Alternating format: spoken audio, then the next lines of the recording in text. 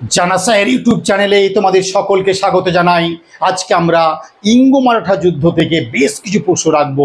বিশেষ করে তৃতীয় পানিপথের যুদ্ধ ব্যাপক পরিমাণে গুরুত্বপূর্ণ জায়গা এবং কোনো কম্পিটিটিভ পরীক্ষার জন্য, ফুল সার্ভিস শুধু নয়, WBC নেটসের নয়, যে কোনো কম্পিটিটিভ অ্যাসপিরেন্ট পরীক্ষার্থীর জন্য এই জায়গার তাৎপর্যপূর্ণ। আমরা জানি যে শিবাজির আমল থেকে মহারাষ্ট্রের সাতারা ছিল মারাঠাদের একটা প্রাণকেন্দ্র। কোন পেশোয়া সাতারা থেকে পুনেতে রাজধানী নিয়ে গেছিল?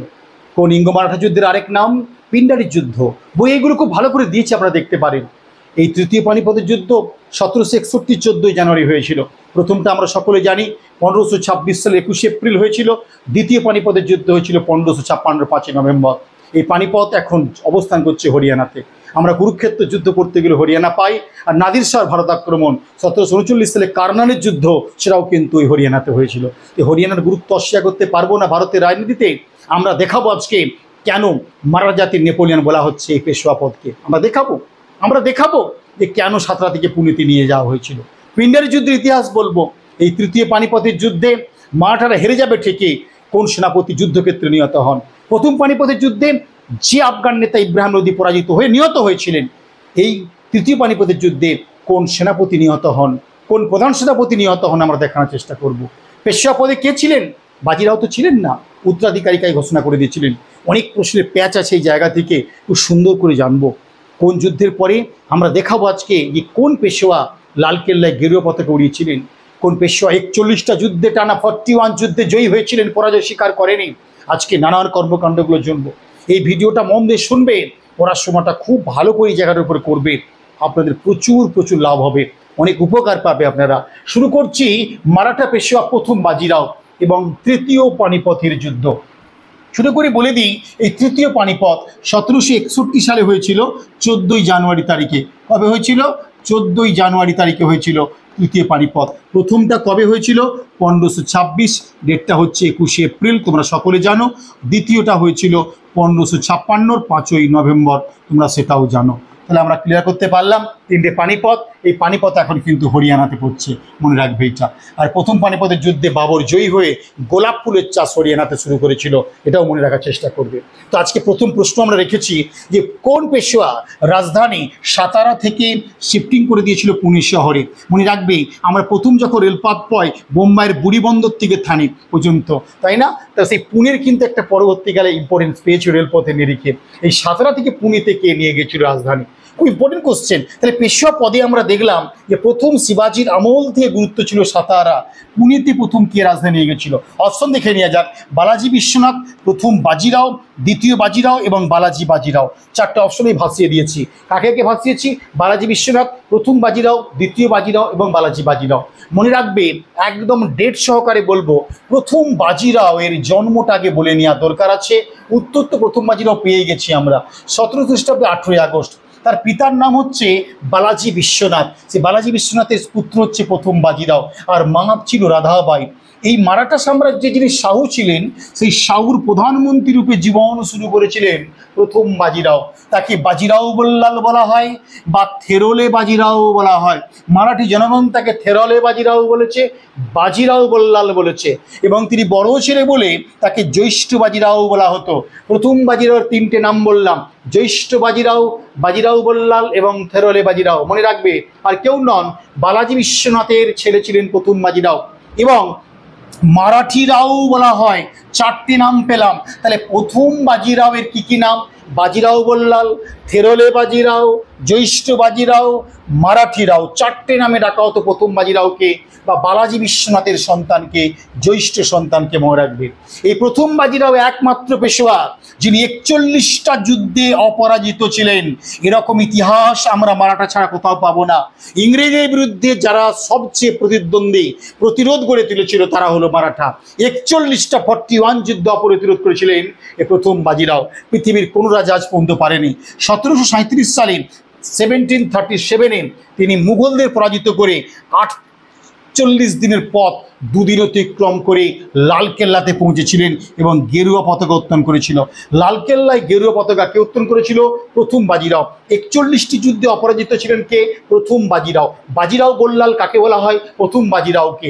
মারাঠিরাও কাকে বলা হয়? প্রথম বাজিরাওকে। থেরালি বাজিরাও কাকে বলা হয়? প্রথম বাজিরাওকে। মনে রাখবে, বালাজি বিশ্বনাথের পর কে পেশোয়া হন? প্রথম বাজিরাও। ভালো করে এগুলো মনে রাখবে, প্রচুর পরিমাণে কিন্তু আপনি উপকার পাবেন। এই প্যারাটা ভালো করে আপনি দেখবেন, এই প্যারাটা ভালো করে আপনি শুনবেন, আপনি পরিষ্কার কমন পাবেন। এবারে কি দিয়েছি? আরও কিছু পয়েন্ট ভালো করে দেখব। এবার কম্পিটিটিভ পরীক্ষা এসেছে এমন পয়েন্ট, প্রথম বাজিরাওকে। মারাঠা জাতির দ্বিতীয় প্রতিষ্ঠা কাকে বলা হয়? বালাজি বিশ্বনাথ তো পেয়েছিলাম প্রতিষ্ঠাতা। দ্বিতীয় প্রতিষ্ঠাতা কাকে বলা হয়? মারাঠা জাতির প্রথম বাজিরাওকে। ঐতিহাসিক গ্র্যান্ড ডাফ কি নাম? তাকে মারাঠা জাতির নেপোলিয়ান বলেছেন। এইগুলো একটা পরীক্ষা আপনি চাকরি পেয়ে যাবেন, শুনেছি, লিখে রেখে দিন। মারাঠা জাতির নেপোলিয়ান বলা হয় প্রথম বাজিরাওকে, এবং মারাঠা জাতির দ্বিতীয় প্রতিষ্ঠাতা বলা হয় প্রথম বাজিরাওকে। দ্বিতীয় পেশোয়া কেন বলছি? প্রথম পেশোয়া বালাজি বিশ্বনাথ, তার দ্বিতীয় পেশোয়া প্রথম বাজিরাও। তিনি 1727 সালে, আবারও বলবো, সাতারা থেকে পুনেতে, আমি প্রশ্ন করেছিলাম কোন পেশোয়া সাতারা থেকে পুনেতে নিয়ে যান, একেবারে উত্তর প্রথম বাজিরাও শুধু নয়, 1727 সালে সাতারা থেকে পুনেতে তিনি রাজধানী শিফট করে দিয়েছিল। কেন করেছিল? পুনের জলবায়ু এবং ভূখণ্ড অনেকটাই সাতারার থেকে মনোরম ছিল, উপযুক্ত ছিল বলে প্রথম বাজিরাও মনে করেছিলেন। আমরা জানি রাজগৃহ গ্রীব্রজ ঋষিপত্তনম থেকে রাজধানী পাটলিপুত্রে অজস্রত্ব পদক্ষেপ গ্রহণ করেছিল, উদয় শিফটিং করে দিয়েছিল। মাঠে ইতিহাসও সেই শিবাজির আমল থেকে সাতারার পরিবর্তে পুনাতে শিফটিং করছে রাজধানী প্রথম বাজিরাও 1727 সালে। এবং শিবাজির আমলে সাতারা ছিল ক্যাপিটাল, সেটা আমি বলে দিয়েছি, খেয়াল করবে। সাতারে তার রাজধানী করে শিবাজি, সাতারা থেকে পুনেতে নিয়ে যায় প্রথম বাজিরাও। হিন্দু পদপাদশের আদর্শ সূচনা করেছিলেন, আর উত্তর বলে অপেক্ষা রাখে না প্রথম বাজিরাও। মারাঠা জাতির চাণক্য কাকে বলা হয়? আপনি ভুল করবেন না। শ্রেষ্ঠ গেরিলা যুদ্ধ বিশারদ কাকে বলা হয়? সবই হবে প্রথম বাজিরাও। শ্রেষ্ঠ গেরিলা যুদ্ধ বিশারদ বা মারাঠা জাতির চাণক্য বলা হয়, সবই হয় প্রথম বাজিরাও। এবং তার বিখ্যাত উক্তি প্রথম বাজিরাও WBCS পিলিতে রিপিট প্রশ্ন করেছিল, এটা কোনো পচা গাছকে ধাক্কা মারলে তার ডালপালা এমনিতেই ঝরে পড়ে, তাই ইংরেজদের আস্তে আস্তে করে পং করে দাও, তাহলে তারাও ধ্বংস হয়ে চলে যাবে। বিখ্যাত উক্তি ছিল প্রথম বাজিরাওয়ের, পুরো সাজানোর চেষ্টা করেছি। দ্বিতীয় প্রশ্ন, আউটস্ট্যান্ডিং প্রশ্ন কিন্তু মনে রাখবে। এখানে আরেকটা পয়েন্ট বলে দিতে পারি, দিলে ভালো হতো। 1728 সালে পালখেদের যুদ্ধে, 1738 সালে ভূপালের যুদ্ধে হায়দ্রাবাদের নিজামকে পরাজিত করেছিলেন। হায়দ্রাবাদের নিজামকে দুবার পরাজিত করেছিল প্রথম বাজিরাও মারাঠা। একবার 1728-এ পালখেদের যুদ্ধে, আর 1738-এ ভূপালের যুদ্ধে হায়দ্রাবাদের নিজামকে পরাজিত করে প্রথম বাজিরাও। প্রত্যেকে মনে রাখবে। নেক্সট কোশ্চেন আসছে, তৃতীয় পানিপথের যুদ্ধে মারাঠা শক্তির প্রকৃত নেতৃত্ব শব্দটা একটু বুঝতে হবে, নাহলে কিন্তু ভুল করে ফেলবে। তাহলে মারাঠা জাতির প্রকৃত নেতৃত্ব কে দিয়েছিলেন? অপশনগুলো আগে দেখতে হবে, গল্পটা ক্লিয়ার করে চলে যাব। নানা ফড়নবিস, মারাঠা জাতির চাণক্য বলছি আমরা, বিশ্বরাও ভাউ, সদাশিবরাও ভাউ এবং যশবন্তরাও হোলকার। আবারও বলবো, নানা ফড়নবিস, বিশ্বরাও ভাউ, ভাট বা ভাউ, সদাশিবরাও ভাট বা ভাউ এবং যশবন্তরাও হোলকার। এই চারটি নামের মধ্যে তৃতীয় পানিপথের যুদ্ধ যখন 1761 সালে হচ্ছে, সেখানে প্রকৃত নেতৃত্ব দিয়েছিলেন সদাশিবরাও ভাউ। ব্যাখ্যা দেবো। 1761 14 জানুয়ারি হরিয়ানার পানিপথ প্রান্তরে তৃতীয় পানিপথের যুদ্ধ হয়েছিল। সেই যুদ্ধ কাদের সঙ্গে হয়েছিল? আফগানদের সঙ্গে মারাঠা। আফগানদের নেতা কে ছিলেন? আহমদ শাহ আবদালি। মারাঠাদের নেতা আমি বলে দিয়েছি বিশ্বরাও ভাট। এবং এই সময় পেশোয়া পদে প্রথম বালাজি বাজিরাও ছিলেন, কিন্তু বালাজি বাজিরাও পেশোয়া পদে না থেকে তিনি উত্তরাধিকারী ঘোষণা করে দেন বড় ছেলে বিশ্বরাও ভাট বা বিশ্বরাও ভাউকে। এই বিশ্বরাও ভাট প্রকৃত নেতৃত্ব দিয়েছিলেন, কারণ পেশোয়া কিন্তু বালাজি বাজিরাও ছিলেন না। পানিপথে যুদ্ধের আগে বালাজি বাজিরাও তার বড় ছেলে বিশ্বরাও ভাটকে তার উত্তরাধিকারী মনোনীত করে দেন। তাই 1761 তৃতীয় পানিপথের যুদ্ধে উত্তরাধিকারী সূত্রে নাম ঘোষিত হয়ে যায় বিশ্বরাও ভাট। তাই প্রকৃত নেতৃত্ব কে দিয়েছিল? অপশনে দেখো, পেশোয়া লিস্ট আমি রাখিনি বা দেয়নি পরীক্ষায়, একাধিক রাজ্যের পরীক্ষায় রিপিট প্রশ্ন। প্রকৃত নেতৃত্ব কে দিয়েছিল? অপশনে কোনো পেশোয়া পদ নেই, তাই যিনি উত্তরাধিকারী মনোনীত হয়েছিলেন বালাজি বাজিরাওয়ের ছেলে Vishwarao Bhat. Answer, outstanding question. তৃতীয় পানিপথের যুদ্ধে প্রকৃত নেতৃত্ব কে দিয়েছিলেন? বিশ্বরাও ভাট। বালাজি বাজিরাও হবে না, জয়ী হচ্ছেন উনি, নেতৃত্ব দিয়েছিলেন বিশ্বরাও ভাট। এরপরে কোশ্চেনটা আরো চমৎকার। তৃতীয় পানিপথের যুদ্ধে মারাঠা বাহিনী থেকে প্রধান সেনাপতিকে নেতৃত্ব দিয়েছিলেন। সেনাপতির নাম আমি চাইনি, প্রধান সেনাপতি কে ছিলেন? উত্তরাধিকারী সূত্রে উত্তর কিন্তু ঘুরিয়ে দিয়েছে বিশ্বরাও ভাট। প্রধান সেনাপতি কে ছিলেন? বিশ্বরাও ভাট হবে না, সদাশিবরাও ভাও, যশবন্তরাও হোলকার এবং মহাদাজি সিন্ধিয়া অপশনে রেখেছি আমি। তৃতীয় পানিপথের যুদ্ধে মারাঠা বাহিনীর প্রধান সেনাপতি ছিলেন সদাশিবরাও ভাও। মনে রাখবে, প্রকৃত নেতৃত্ব দিচ্ছেন বিশ্বনাথ ভাট, কিন্তু সদাশিবরাও ভাও ছিলেন মারাঠা বাহিনীর প্রধান সেনাপতি। আমি ব্যাখ্যা দেবো এবারে, ভালো করে ব্যাখ্যাটা শুনবে তোমরা। 1761 সালে তৃতীয় পানিপথ যুদ্ধে মারাঠা ময়দান নেতৃত্ব দিচ্ছেন বালাজি বাজিরাওয়ের চাচাতো ভাই, ভাগ্নে বললে ভুল হবে না, সদাশিবরাও ভাও। তাহলে পেশোয়া বালাজি বাজিরাওয়ের ছেলে প্রকৃত নেতৃত্ব দিচ্ছেন।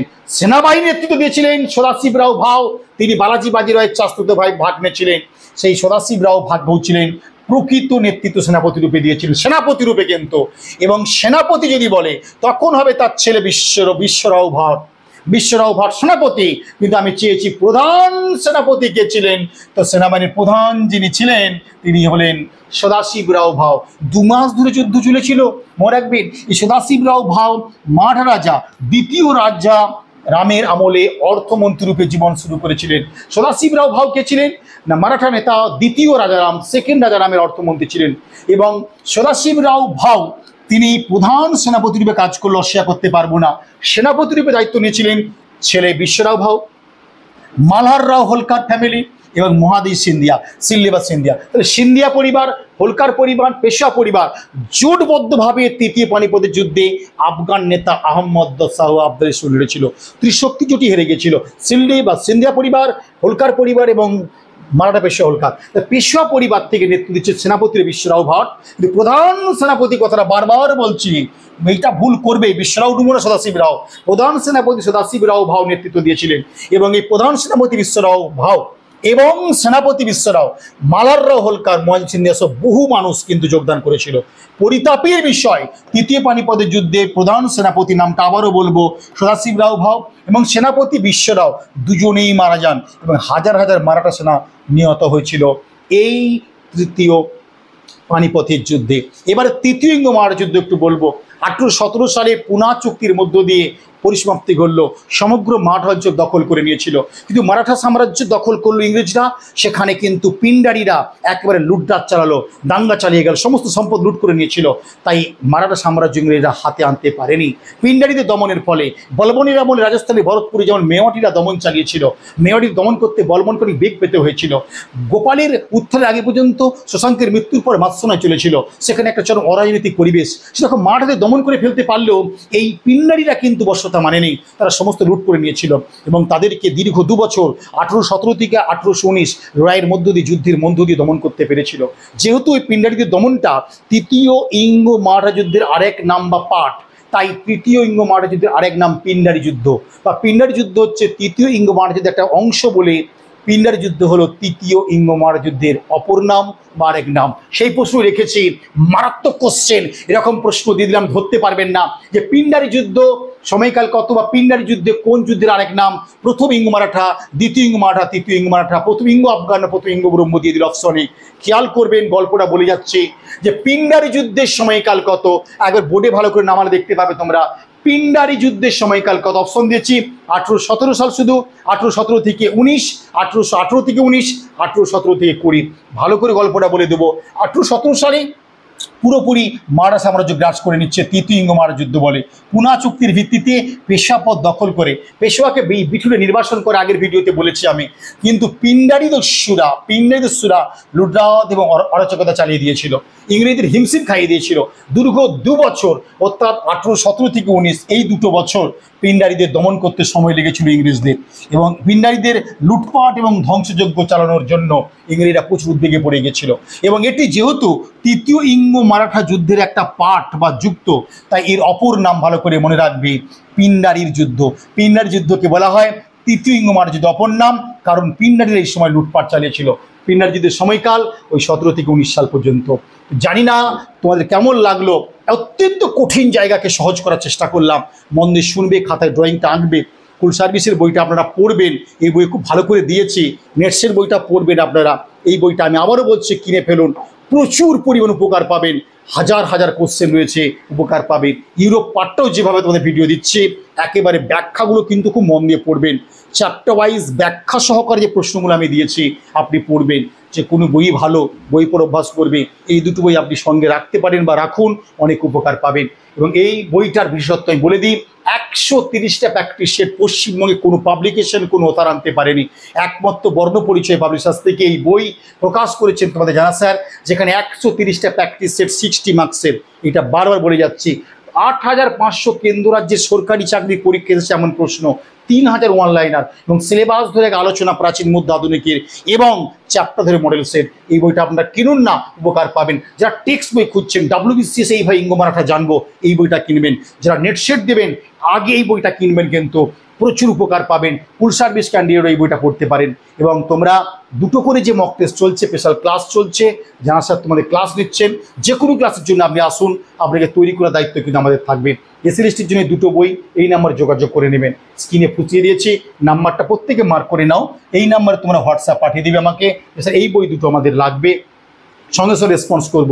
যে কোনো কোর্স বা প্রতিদিন যে মক টেস্ট চলছে, প্রতিদিন মক টেস্ট 3টে করে, পার ডে 3টে করে, not a matter of jokes, 3টে করে মক টেস্ট প্রতিদিন, এভরিডে 3টে করে মক টেস্ট চলছে। পশ্চিমবঙ্গে কোথাও চলছে কিনা আমি জানি না, আমরা কিন্তু নিচ্ছি। আপনি আসুন এবং 40টা দিনে 3টে করে মক টেস্ট, 31 আগস্ট যাবে মোট 120খানা মক টেস্ট। যে মক টেস্টে কিন্তু আপনি নতুন এক দিগন্ত খুলে দিতে পারেন। ভালো বই, ভালো মক টেস্ট, ভালো ক্লাস এবং ভালো তোমাদের ইউটিউব চ্যানেল লাগছে কিনা তোমরা বিচার করবে। আগামী দিনগুলো তো আমরা এইভাবে ভিডিও দিয়ে যাব, আপনারা শুনুন, অনেক উপকার পাবেন। এবং যারা ভালো বই খুঁজছেন, টেক্সট বই, এই দুটো কিনুন। আর এই বইটা আমি আবারও বলছি, পরীক্ষার আগের দিন পর্যন্ত হলেও একটু চোখ বুলিয়ে যাবেন, আপনি নিশ্চিত উপকার পাবেন, আমি এটুকু বিশ্বাস রাখতে পারেন। আজকে এই পর্যন্ত রইল। তৃতীয় ইঙ্গ মারাঠা যুদ্ধ বা তৃতীয় পানিপথের যুদ্ধ কেমন লাগলো, পেশোয়া জায়গাটা, এমসিকিউ ব্যাখ্যা কেমন যাইলো, অবশ্যই একটা কমেন্টে জানিও। বাই।